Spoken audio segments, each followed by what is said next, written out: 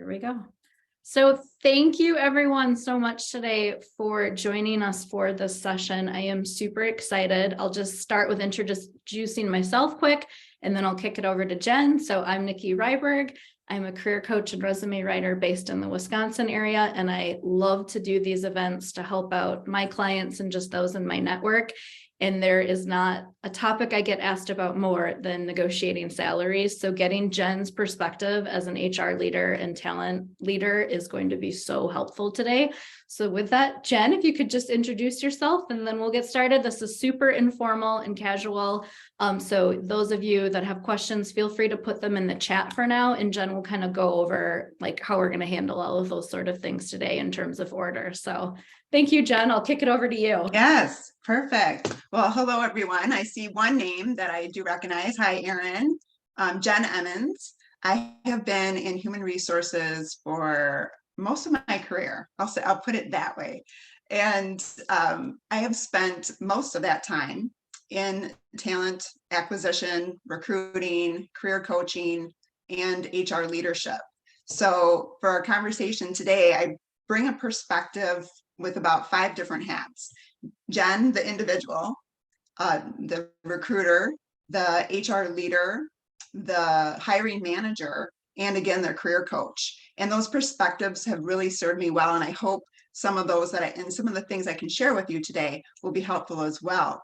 But I spent the majority of my career in telecommunications and also energy. And at a time of rapid growth and huge transformation. And that's just something that I thrive in. So I've really worked with so many people over the years. And then more recently, I did something completely different. After being at companies around 4,000 employees, I went to a startup, Carex Consulting Group. And what an amazing team. If you're not aware of Carex, please go out to carexconsultinggroup.com. You can learn a little bit about us on our site, but it's again, wonderful team. And we really live our values every day, which is care, be real, and have fun. Awesome. Well, thank you for that awesome introduction. So where to begin? I hate negotiating. I mean, I love it and I hate it. And it's funny because I'm married to an attorney, and like every time I ask him negotiating questions, I'm like, that's just not practical. I feel like you guys all have the script and you all use it. And it's all just like, why are we doing this? Why can't we just like have the real conversations? But life's never that black and white. And I know from working in HR too, that it's not that simple, but there's so much advice out there. Ask for more, ask for more. And sometimes I'm like, we're not all Beyonce. Like we can't all ask for more, but that mindset is not exactly helpful for folks either. So like, where do we even begin, Jen? Yeah. Well, again, I put together some information that might be helpful, but I was really sitting back and thinking, the last 20 years of various stories to share, and thought it would be really good to just start out with a foundation. And I don't know if you can share that with the group, Nikki, otherwise I can just talk through it as well. No, I can. But my personal motto has been for most of my life is, if you don't ask, you're going to get no 100% of the time. So even if you're not sure, I always say go for it. And if you do it, in a courteous way and with sincerity, the worst that's going to happen is people are just going to say no. But it's surprising to me how many times people say yes. So keep that in mind. And then I always think about perspective. Because our perspective, our internal dialogue, our limiting beliefs, whatever they are, or positive ones, impact our approach. And our approach has a huge impact on our results. And I really encourage people to look at this as a win-win and a collaboration, not a winner and a loser. Or many people think of it as like, I'm not confrontational, I don't want to argue. And that's not really the way that the person delivering the offer 99% of the time, that's not their perspective either. So again, 60% of people, that was really surprising to me when I was looking for some data, but that's almost 2 out of 3 people when they are actually reviewing an offer choose not to negotiate.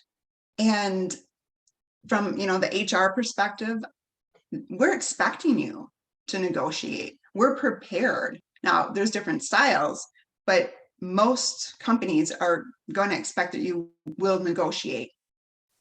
I also want to encourage people that there's not one right way. So do what's authentic to you, but do push yourself out of your comfort zone. Because if you try to be somebody else, it's probably going to come across as inauthentic or uncomfortable.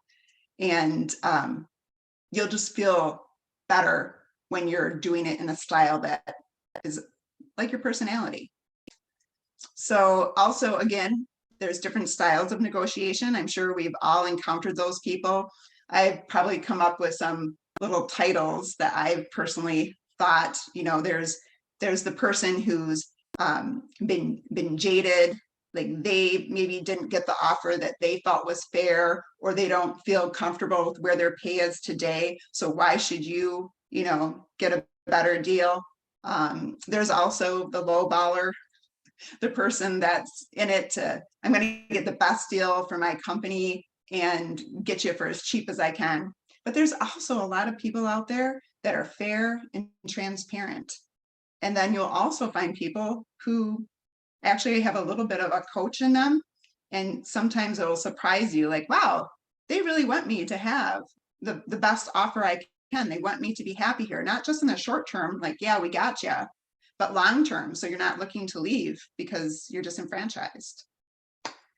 And then another thing, I would encourage you to find out about the compensation philosophy of the organization that you are working with. What I found was in telecommunications, for example, that my employer there, they were not looking to lead or lag, but they wanted to be competitive. And that was really important. So when I was recruiting for people, I would really keep in mind and share with them that if money is your number one priority, we might not be the right organization for you. But if you're looking for a good work-life balance, if you're looking for very solid benefits and continuous education, career opportunities, you might want to keep in the conversation. So look for that as well. And then keep in mind, we're in a somewhat tough, economic, some are calling it a recession or the beginning of a recession, and others might not feel so that way. But in any economy, in any market, there are always companies and industries that are thriving. If you think about COVID, think about the Amazons, think about streaming services, the bicycle industry, and so many others. Another thing too is I want to encourage you, if you feel like, wow, I have really not been a good negotiator, I am not where I want to be. I encourage you to feel encouraged that it's not too late.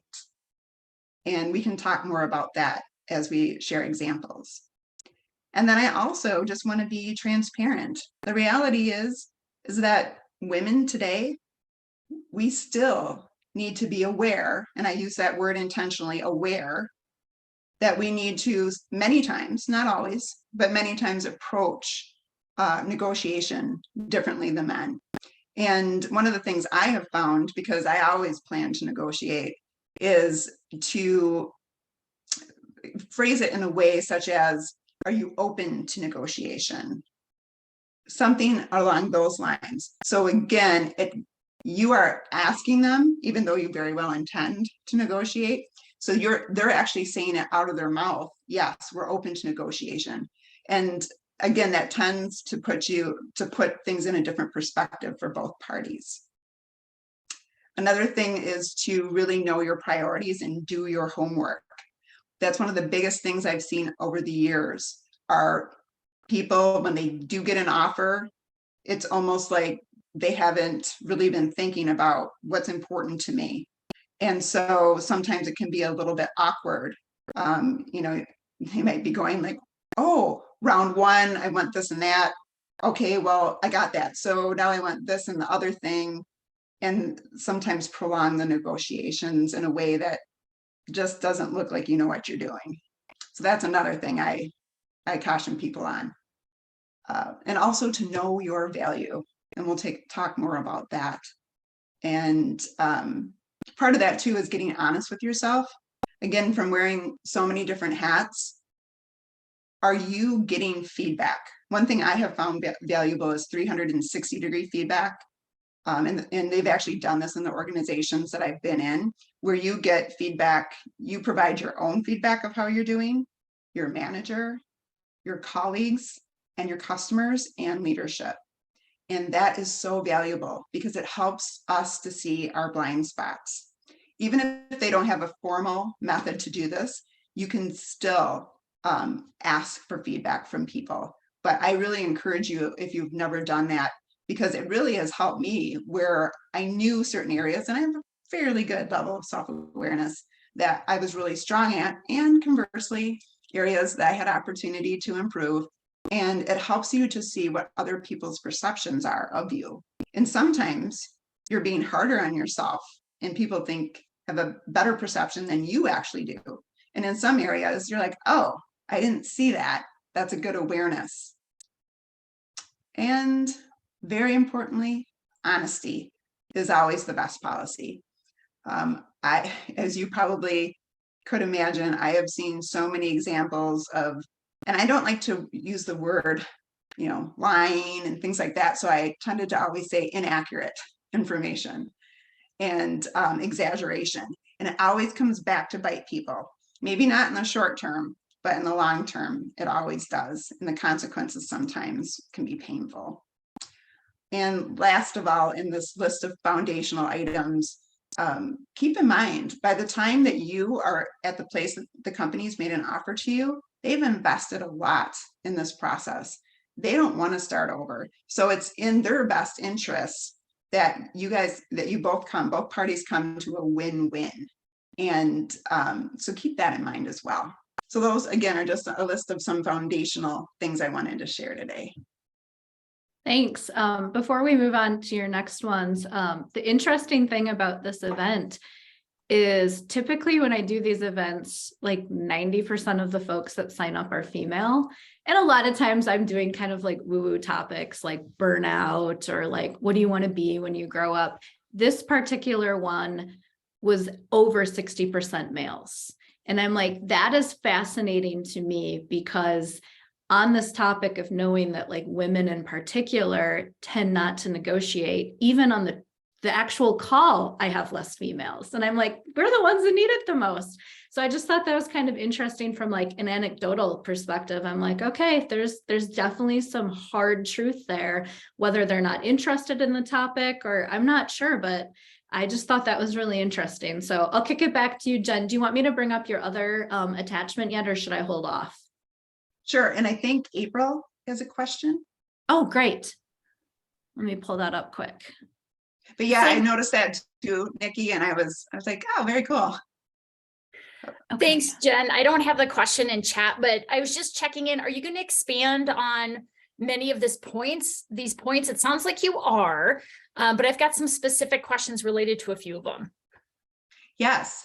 What I was thinking is to go through a few of the rules first, because these are things that I learned kind of either myself the hard way or through working with individuals through numerous offers over the years. So if we touch on the rules and then go to some questions, because I think, again, this will lay groundwork that all of us will have a shared frame of reference, and then we can go into specifics if that sounds good. Perfect. Thank you. Yes. Awesome. Thanks. Okay, so it wasn't until I entered into HR that I started to learn some of these rules that I didn't know existed, and many people don't until they've come across them. But titles, levels, salary grades, in some companies, they actually have rules about how many people, for example, could be at the senior level on your team. So even if you were qualified and performing very well, because of this rule, you might have a hard time. So again, having conversations to understand what are the written, a lot of times they're in policies that we don't look at a lot, especially if we're not in HR. But finding that out, and then also finding out, for example, a lot of times I was brought in to level up teams. And so, for example, when I was in energy, when I worked with that team, I was tasked with 100% change. They were performing as order takers and really moving them to strategic partners. I ushered in new technology and just a completely different way of working. And so as a leader, I was very proactive to then go back to compensation and leadership first, of course, and to say these positions should be bumped up to a higher salary grade because the role is completely different. So again, depending on how proactive and outspoken your leadership is, that's going to have a direct impact on your reality and your team and on your paycheck. So sometimes just asking questions to find out what these rules are is helpful. Also, merit increases. It's really good to understand what is the difference in this organization of what a top performer can expect versus an average performer. Because in one organization, even though they're paying for performance, it could be maybe like a 0.5% difference if you're an excellent or exceptional versus average, just meeting requirements. In other organizations, it can be 3 to 7%, which really starts to make a difference. Also asking in the negotiation about short-term incentive bonuses. A lot of companies, promote these bonuses, but ask, how often in the last 5 years have they been paid out and at what percentage? Is it 100%, 150%, 25%? I'd like to chime in. Same thing on merit. Same thing on merit. I can't tell you how many cheap employers I worked for that would like dangle all these carrots when they wanted you. And then you get in the door and realize, oh, they haven't done merits in like 5 years. And like validate this with some other folks too, besides just like a really good, like charming recruiter. No offense to recruiters, but. Oh, no, that's fair. Signing bonuses too. So many people, especially if they're not at a certain level, are afraid to ask for signing bonuses. But just a few examples. If you're walking away from a bonus or a merit increase to accept an offer, I would let them know that. And I would ask for it in a signing bonus. Also, if your salary is not where you would like it to be, but there's so many things about the organization, so much promise that you really don't want to walk away from the offer, see what you can do to help meet in the middle there with the signing bonus. Also, if you, for example, have to pay back tuition reimbursement or relocation to your current company, get that in your signing bonus as well. Again, always ask. And then also be aware, is there a standard ceiling for increases? So if you are going to be promoted internally, I learned the hard way with that one early in my career. And I was moving from insurance. I had my property and casualty license, and I also was a salaried professional. And I wanted to get into human resources and was really competitive. So I thought, okay, I'll accept this for less than I want. It's an LTE position, limited term employment. I'm going to show them what I can do.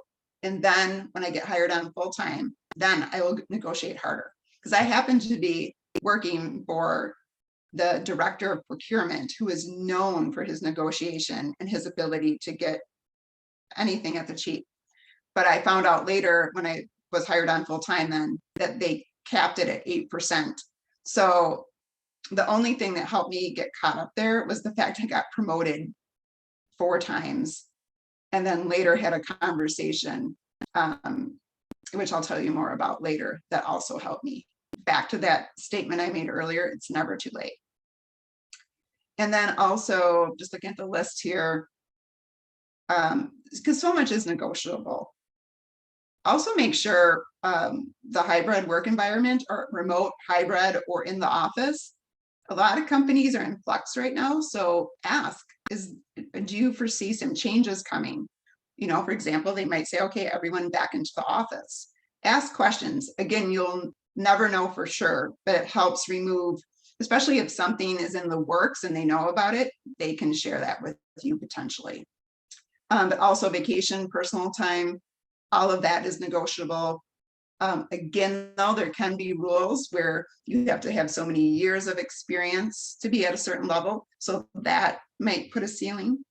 And then also non-competes. I wouldn't bring it up unless they bring it up, but also understanding what roles that would impact. So those are a few of the rules. So I'm not talking at you. Why don't we jump to, Nikki, if it's good with you, do you want to jump into some questions? And then I can also, these are all just memory joggers of different examples I can share with you about negotiations, some good and some not so good. Yeah, that would be great. I would say for folks that have questions, drop them in the chat. I've got a few for Jen. I've got 2 for sure that I want to ask. And so that'll give you some time to type them into the chat. So the first thing I have, Jen, is like people like, it's one thing to say, ask for more. And, you know, I have some kind of baselines for this based on my background, but I feel like a lot of these so-called negotiating experts out there make everyone feel like crap, basically, if they don't walk away making like 150 a year, getting everything they asked for. And it's like, not all of us are at that level, right? So let's say somebody is like a solid, awesome performer. They're doing the same type of role, but let's say they're pivoting industries. So they get the job and they're offered like 70 a year. And the employer's like, we love you, you're great. And everyone they follow on LinkedIn and all the books they're reading, you know, tell them, ask for more, ask for more. And it's like, what's reasonable for a job at 70, or what can they be doing to figure out the market value for that role to really know what's an appropriate amount to ask for? Because I have rescinded offers. And this is why I think this topic can sometimes irritate me, is that I had an entry-level person for a job back in the day. Let's say it was 30, and they were straight out of college. They weren't that impressive. I mean, they were impressive, but we had 100 other impressive people willing to do the job. And they came and countered at 60. And the hiring manager was like, their like idea of what this job is and what it actually is just so out of line. I don't want to talk to them again. I'm done. Move on to the next person on our list. That person's parent called and complained, which set up a whole bunch of other potential issues for where this came from. Yes. But like, it will be rescinded if you are like living in la la land. And I feel like sometimes people don't get that because they hear these experts say, just ask for more.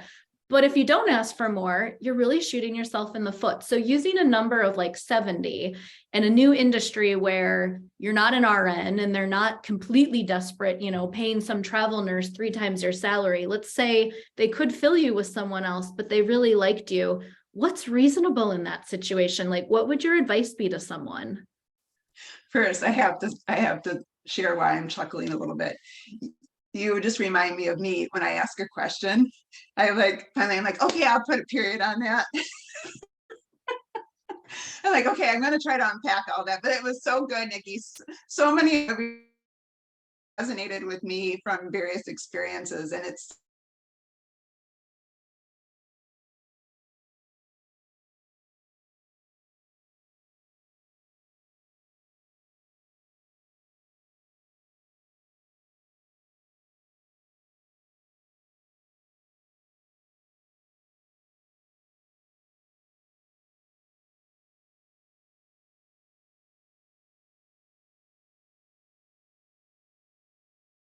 what I typically do is take a step back and I think to myself, what is the value that I'm bringing to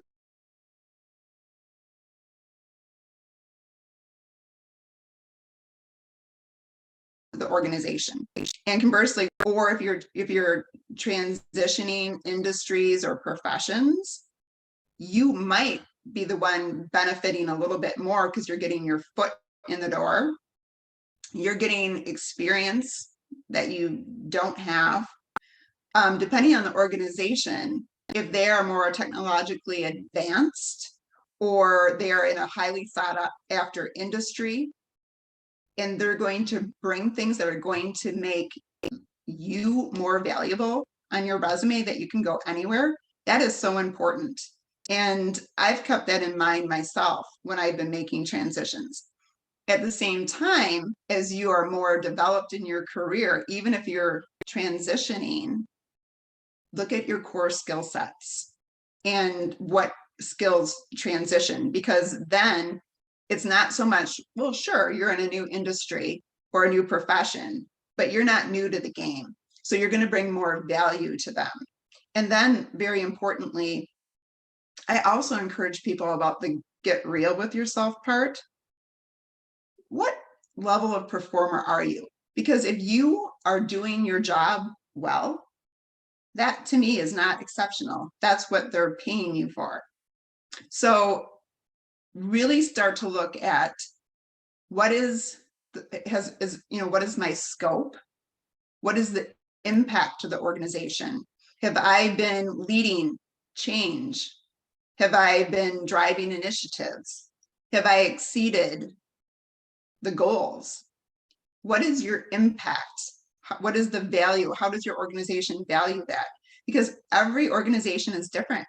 In human resources, I could have went into manufacturing, but I knew that they valued HR in general about 20 grand or more less than the industry that I went into, which was telecommunications. Then and again, so there's industry norms, but then there's also organizational norms. Going back to the philosophy, what is their compensation philosophy? If they're just competitive or if they're lagging, that might not be the one for you. Those are all filters to think about. And going back to that 360,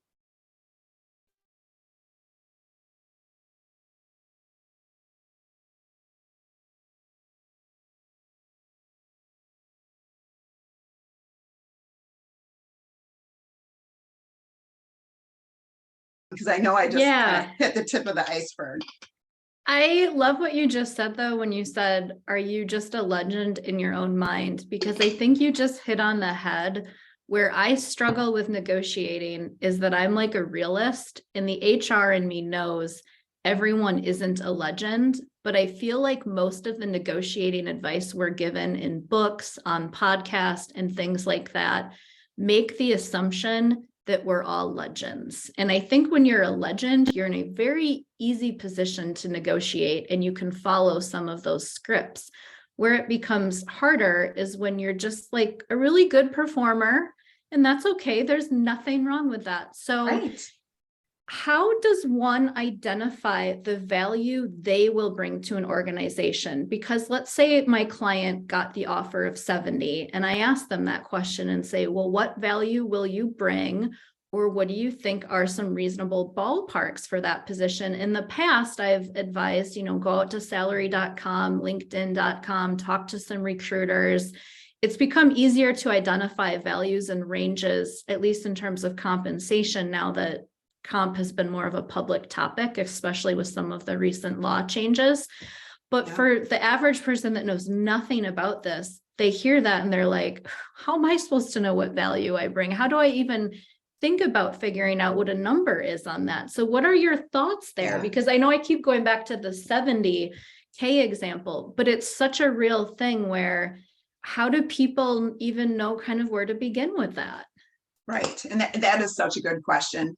I mean, you can go out to, there's resources like salary.com, Indeed, LinkedIn actually now has, and I was just talking to our LinkedIn, I can't think of her name right now, contact, but she showed me that there's actually, for the candidate, when you go out there and you are, looking for positions on LinkedIn, because companies are posting there, you can also start to see like the supply and demand kind of metrics out there. So you can kind of get an idea of a range. You can maybe see how many people are looking for this type of work and start to get a lot of information that's really valuable to you. I would also now say, use it as a data point, because again, depending on the industry, depending on the company. The swings are unbelievable. And I will give you an example from my own personal experience. When I was moving from from energy to insurance, I was actually being paid significantly more as a manager in one industry than the director level was in the other industry. Through the interview process, and again, I don't just show up to answer their questions, I'm also asking them questions, so I know, what do you need from me in this role? What are the big goals that you are expecting me to, complete? And so I can also bring information back to show you my value. So I was doing that, and it became very clear that this was another turn the team around, address the technology, address some of the issues that have been holding the team and the company back. And there was some big asks in there. So I was very clear, and I'll throw in another little ripple here. There was a reorg, and my position among many others was eliminated. So I was also unemployed at the time. But I knew my value. I knew what the company was looking for and the impact that it would have. So I also then checked with the person leaving the role, what is the salary range for this position? So I'm plugging that. So all of you keep in mind, your networks and your relationships are so important. You never know who you're going to know, and keep those like vital. And I found out, okay, the top end was, again, 30,000 less than what I was, more than 30,000 than when I was being paid as a manager. This was a director level. And so I thought, okay, well, that's good to know. I also knew my walk away point. And after I interviewed, they did come back 25,000 above what they said their very top end of the range was. But yet my walkaway point was 5,000 above that. So I did stand firm, and I really felt confident. I also didn't know until after I was hired how many people that knew me were putting in a good word on my behalf, and I didn't even know it. And so I did negotiate 30,000 above their ceiling. Again, that's not an average situation, but I just wanted to bring that point out to bear, that even in situations, transitioning industries, unemployed, that to still know your value. And if you are really going to be requested to deliver a lot and you're capable of it, feel solid when you're negotiating. Did that answer what you were looking for, or do you want to go a little bit more on that one? It did a bit. I might want to go more on it, but I think, yeah, please do. I want to do a little of the group questions though, because I think these tie in what I was getting after. So starting with April's, does the role or position matter when negotiating? And if the role includes negotiating, as a responsibility, is it expected or a good thing to negotiate demonstrating the skill? Those are great questions. Let me see what you think there. And I have them up so that way my wordiness makes it easier. I don't know if you can see it on my screen or not. Okay, I must not share the chat, but it's in the chat if you want to pull it up and refer to it. So starting with, does the role matter? I mean, yeah, I think it does. Like if you were looking to work, let's say as a teacher right now, and they were getting 200 applications and the salary range is pretty set in stone, that may become harder than a district that has less of a talent pool and more of a need. I don't know. There's so much. I think my short answer on all of these things today is all of this is going to be helpful, but there's no universal approach to anything. So I hope we all educate you, but you walk away knowing, feel free to reach out to one of us if you ever have the actual scenarios, right, Jen? Because all of this, the answer differs. But so what are your thoughts on that? And if sales or negotiating are expected as part of the job, how much more nerve-wracking? Okay, I'll let you take it from there. Yes, and this is great. When I can see the question, because I have one of those creative minds where then I'll think of an example, I'll think of an idea, and then I'll be running with that, and I'll be like, what was the rest of your question? Yes, the role does matter. If this is part of the responsibilities, you can just expect that they're going to be looking for you to demonstrate those skills. So my answer to that is absolutely. Okay. Without hesitation. Going back to Let me the see. other one we have Yeah. here. What do women have to do differently to negotiate successfully? And again, I will share something that's probably obvious, but it's good to remind ourselves. There is never a one size fits all.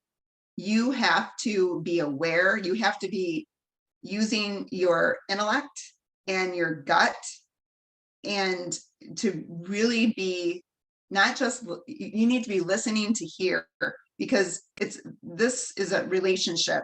And the more that you can understand the person across the table from you, the more you can understand their style, the more effective you're going to be.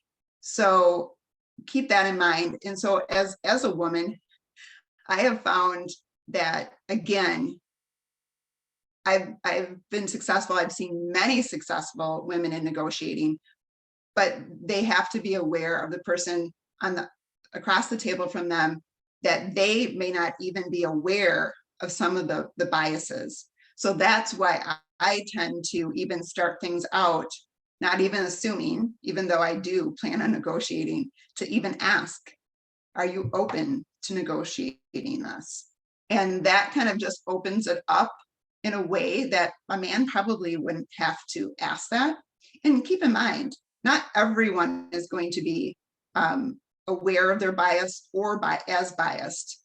So I don't want you to feel like you have to be defensive, but there's not any special rules, except your approach needs to be one with more awareness on how you're delivering it.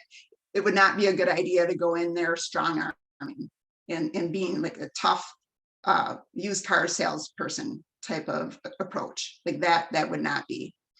Even if you're confident, I'm not saying, I'm not telling you to be someone other than you are, but to really be aware of your body language and your posture.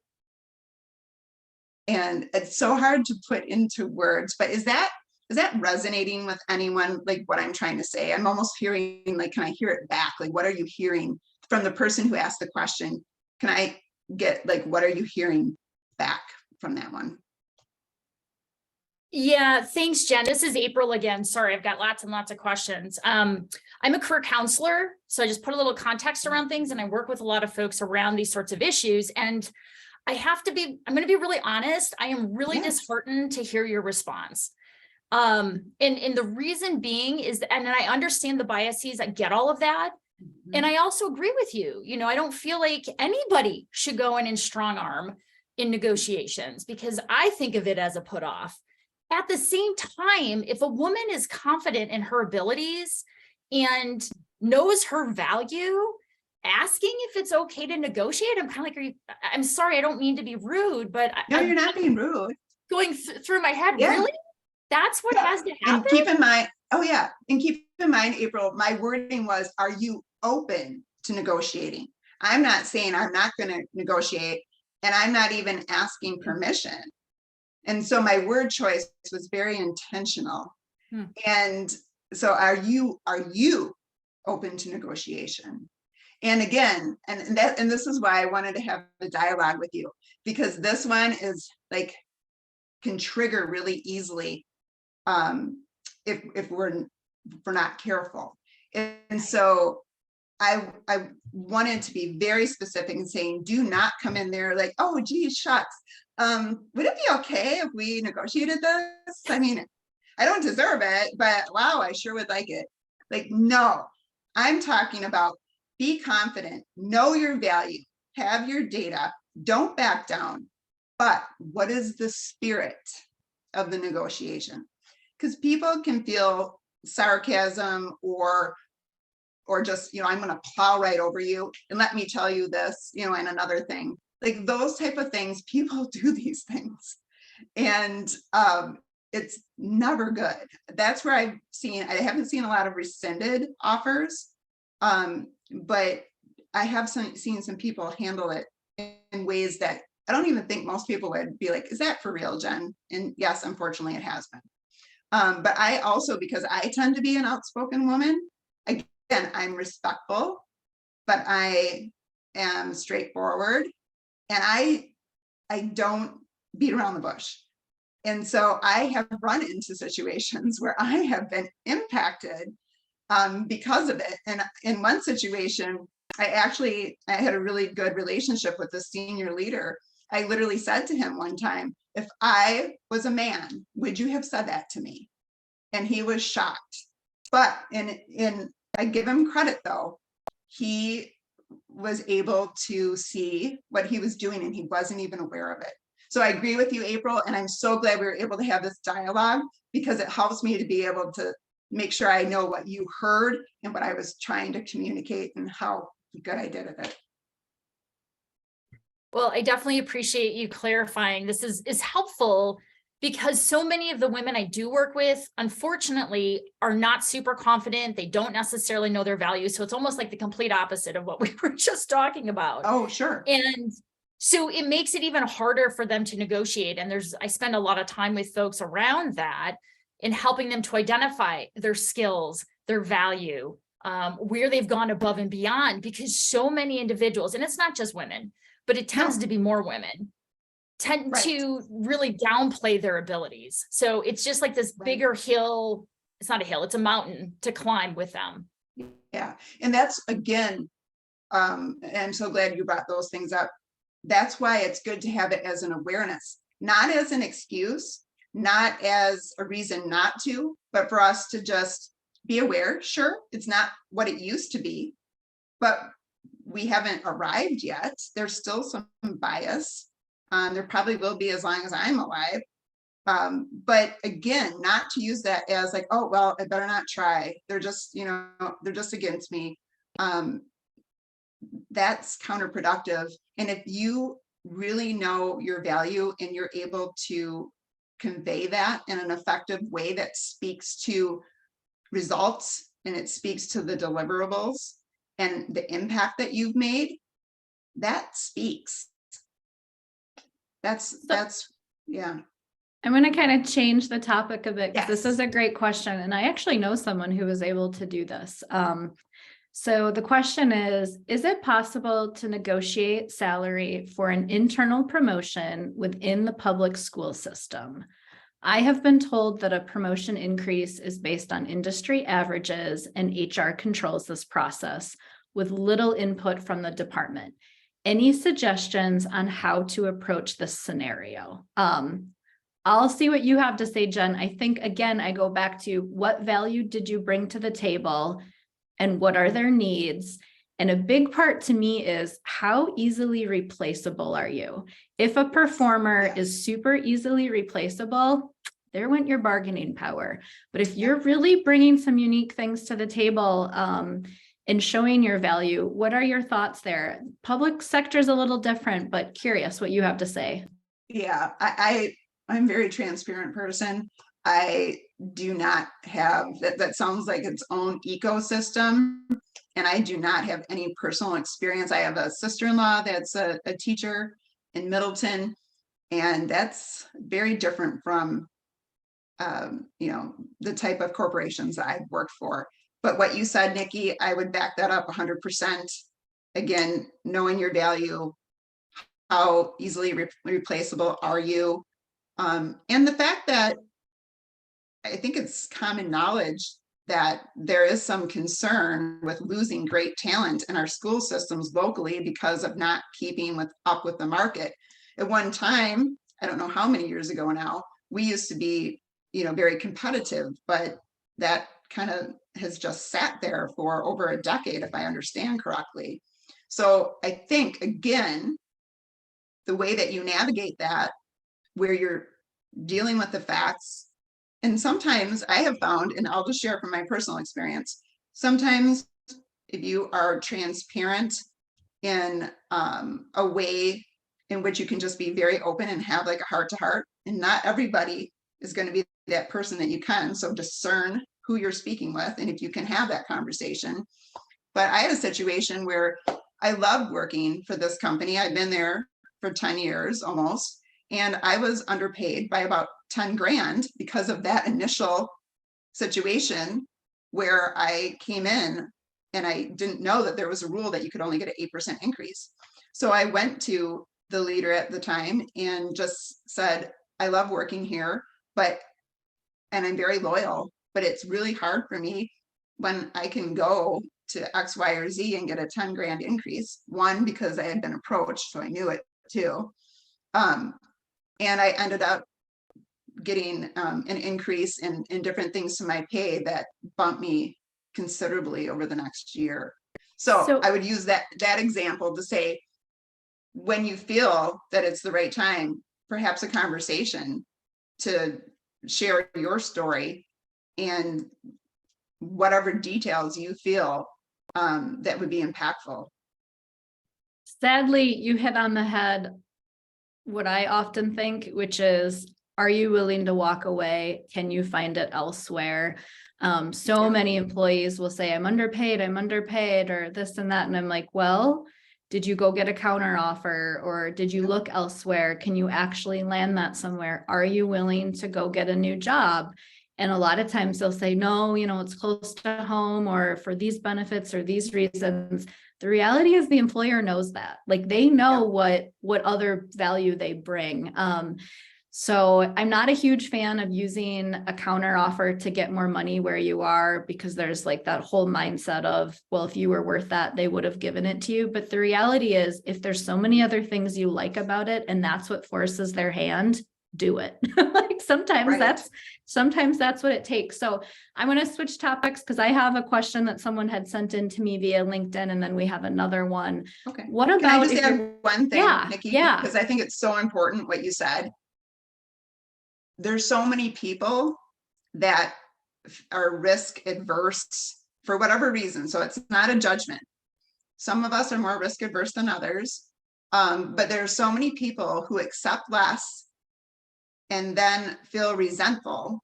And HR and people tend to be aware of these people. I think they're flying under the radar, but they're not a lot because it's so apparent in how they show up all the time. So I encourage people, negotiate the very best that you can. And if you're not happy with it, and you have, again, reasons that you can share that are going to impact them, you have an opportunity to change your situation. But if you're not happy, take accountability for what you have control of, and then make a decision. I'm going to stay here and I'm going to be invested, or I'm going to find something else. I'm going to leave. But I encourage people not to sit there angry at the same company, for 10 years and not do anything about it. I so agree. And that goes into my next question. So this was from a former client who got a new job. They love it. It's an awesome company, super competitive to get a job there. And they're doing great. And they got a great merit and a bunch of extra work put their way. You're so awesome. We're going to give you 2 direct reports, and we're going to expect all these things from you. We gave you a great merit, but by the way, we're not changing your title, and we'll discuss a pay increase a year and a half from now because we don't have it budgeted for next year. What do you do? I mean, there's a lot of different scenarios you can do with that. What do you think, Jen? Well, one thing I've learned, and I will share this with you. I've learned when you hear one side of the story, I learned this a long time ago in HR, because it sounds very compelling. You think, oh my gosh, that is absolutely awful. And again, that could be the case, but I'm always curious of the other perspective too. So again, that could be the case, but I always want to understand, what did they do when they received that message? And is that person with us today? I don't think so, but they'll probably watch later. They probably will be watching later on the recording. Okay, because I mean, these things happen and they're not always fair, but sometimes, again, it's human nature. Sometimes people will see what they can get away with, if you just accept it. But I would want to understand, okay, that's not, I'm really excited. I always like to start out with acknowledging And I'm very excited about this opportunity. I wasn't expecting though to wait a year and a half, to revisit this. Can you tell me a little bit more about the thoughts or the reasoning behind this decision to wait a year and a half?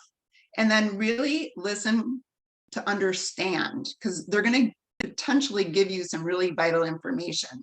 But again, I caution, because this can be a highly sensitive time that you might be in your own head about what you want, but really seek to understand.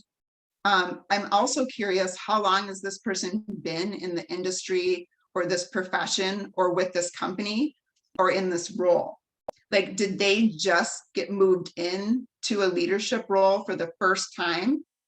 All of these things are going to have impact on the decision.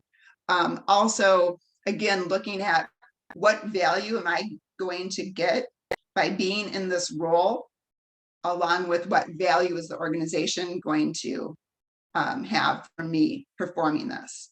Again, depending on your level of experience, it might actually be a benefit to you if you don't have a lot, to be given a little extra experience now, because if they don't pay up, you can take that somewhere else. But also too, your goals, your values, are they aligning with the organizational goals and values? Depending on what the organization's value is on competitive pay and ensuring equity, a lot of these things are going to come up. So those are the things that I would look at, but I don't think, without knowing the answers to those questions, that this is just cut and dry. But I personally would want to dig in, because I wouldn't be excited about that. Yeah, and I love what you just said, which is basically none of this is ever cut and dry. So I think as you get advice from folks like us, from podcasts, from books, from whatever, it's never like A to Z. I know I listen to these audiobooks like, never split the difference, and all these like hardcore, like I've always won every negotiation I've ever done and all of this. And I think that can be what causes people to just not negotiate at all, because they're just like, I don't know, this is so much. I'm just so sick of the job search process. I just want to take it and be done. I don't care. And I think if you can just really take a step back, get the facts, and be open to talking it over, even with just like an outside like friend, whoever, just to kind of go through things and have that level head to the approach, to me is really key. And it also always gets back to the employer. I can't tell you how many folks have been like, well, I want this, I deserve this. And it's like, they don't care what your cost of living is. They don't care that you just had a fourth child, or they don't care that you want to go back to grad school unless they want you to do it. That doesn't really factor into how they're paying you. And it still gets back to what's the job they're expecting of you, and like, how easily replaceable are you, and are you willing to walk away? So we had a good question though, and this is totally different. And I'm not sure, she may want to enter some more stuff into the chat, but it's kind of around ageism and that the bias is real. And are there tips for trying to convert historical experience into good offers? I'm making some assumptions here that maybe they tried to hide age on their materials. So they're trying to kind of weave in different things that they're bringing to the table without like addressing the fact they're 55 or whatever it may be. But what are your tips on anything revolving ageism, Jen? Do you have any additional tips there? I don't know as though I would. To me, this is similar to the female question. Like, you got to know your value and kind of see the factors. But what do you think? Yes. Oh, that's another big one. I actually did a post about that not too long ago, that as we, as a society have been really addressing, gender and so many other areas of equality, this is the big one that I don't see us moving a lot on. And ironically, we are all aging. So, there was a quote, something to the effect that it's bias or prejudice against our future selves. And, it's something that I'm becoming a little more familiar with at this stage in my career. But I haven't focused on it a lot, because I always go back to, how am I showing up am I continuously learning? And what is the value that I bring? And for me, I guess I've looked at, if this is an organization that is focused on something other than those things, then maybe it's not the organization for me. That's probably not the answer that this person's looking for. But what I have found is, and I would caution people against, it's something to be aware of. But again, I would not focus so much of your energy in that place, and instead put it towards the things that you have control over. And other than that, at the moment, I guess I have not spent a lot of time, even though I fall into that category now, of really focusing on ageism. Yeah, it's interesting. I spend a lot of time helping clients hide their age and like not look dated in their materials, and like how to get creative with dates and things like that. A lot of times what I see is that maybe they've been somewhere a long time, they've done a great job getting merits, and they're getting paid really well. And as they're looking to make a change, they may want to stay at exactly where they're at. And that's where the HR hat in me is like, well, you're not necessarily worth that when you completely pivot industries or completely change what you're doing.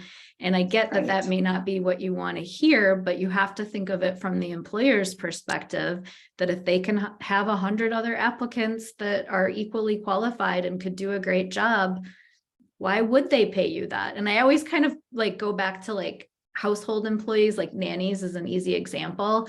Like if you could get this great nanny for $15 an hour, but this other nanny who was good, but like nothing special, wanted 25 an hour, why would you pay the higher one? Like if you knew the one at 15 an hour was really good. Now the one wanting 25 may find a family that family likes something enough about them to pay that. But if they're unemployed for 6, 8, 9 months, it's kind of telling you the market's saying you're not as special as you think. But I know people don't always like to hear that, but I feel like that's where the negotiating advice goes wrong, is it really gets back to what's your value and what is the market's needs. It's so tough. Right. It's so tough. Right. No, I think that's really true. And that's a really good example. And to your point, I'm sure it can be difficult to hear. One thing that I have found is that if you, and again, being honest with yourself, have I been excelling in my career, or have I just been really steady? And there's nothing wrong with being steady, but that can be the difference sometimes in how much value they see that you will bring to the organization. One of the things that you can bring, even if you're in the same role as somebody that's more junior, would be if your experience over time brings, because of some of the situations that you've been involved in, some of the things that you've overcome, or some of the cycles that you have learned from, you bring wisdom that cannot be replicated by a Google search. And so if you can showcase that again, but that's value again, isn't it? It's value and it's impact. So I think once you get the core of what you really need to focus on, regardless if it's, you know, being a female and negotiating, or ageism, or whatever it is, you can keep going back to what do I have control over, and then focus your negotiations that way. But again, it has to be something that they value too. I like that. I think taking that step back to see what does the labor market need, what are they looking for, what value do I bring? A big part with the ageism thing that I sometimes see is that folks didn't stay up with what the market needs. Like, let's say they're in marketing, but they don't know anything about digital. And they're just like, I don't know, like my team or my contractors did that, but I don't want to be a leader. It's like, well, you're going to have to get up to speed on certain technology or certain changes if you want to continue to get some of that higher pay, and you have to be realistic with where your skill set's at. Some of that's all negative. I feel like folks should focus on the fact that Jen had amazing tips in terms of like, always be willing to negotiate, because as you saw from her very beginning, 60% of the people are not even doing this at all. So if I go back to my case of the 70,000 a year example, let's say that you bring some great value to the table and you did some market research and you're seeing that these positions tend to pay 70 to 90. I think it would be completely appropriate to go in and, based on your interview, remind the employer, here's the things I can do for you. Here's some fresh perspective I'm bringing to the table. And you come up with a number to ask for, and you have your walk away point. And that's going to differ for everyone because it depends on what your wants and needs are. I am curious, Jen, as we start to end on this topic, what about the fact we have this looming recession? It's the Midwestern conservative, like growing up without a lot of money, has a little of that scarcity mentality that would be like, well, I don't want to ask for 85 and have them take it away. And now I don't have any job at all. And we're in a recession. So I guess, do you have any just like additional insights in terms of, with the labor market being a little more uncertain now, does that change any of your advice on any of these topics? No, again, be cognizant of things, but I would always negotiate. Like I said, too, you may not be in one of those or applying for a position in one of those industries that are thriving right now, but nonetheless, you still want to make a decision that is good for you and your career. So, and they appreciate that too. Again, depending on the organization, their comp philosophy that the company that you applied to, depending on the industry, you may, if you're not seeing what you're looking for, you may start to take a step back and say, okay, well, is there an industry or a company that values this more, or a company that has a different compensation philosophy? And so you may want to start targeting. And again, from working with hundreds of people over the years, most people don't spend a lot of time, when I say that I'm being generous, they don't spend a lot of time researching or looking what is the company that speaks and aligns with my values and is really known to be competitive in this area, because that's going to make all the difference. But I will also say, in years of negotiating, I can only remember a handful or so of rescinded offers, and it wasn't the person that was fair in their negotiation, that just asked for what they believed that they deserved based on the value of their bringing. I have never seen an offer rescinded ever for that. The ones that were rescinded were the method of communication. So for example, this one gentleman decided it would be a good idea, after having our conversations over the phone and he received the offer, that he would reply back with a very curt email with a laundry list of demands. Did not go well. It did not go over, no surprise.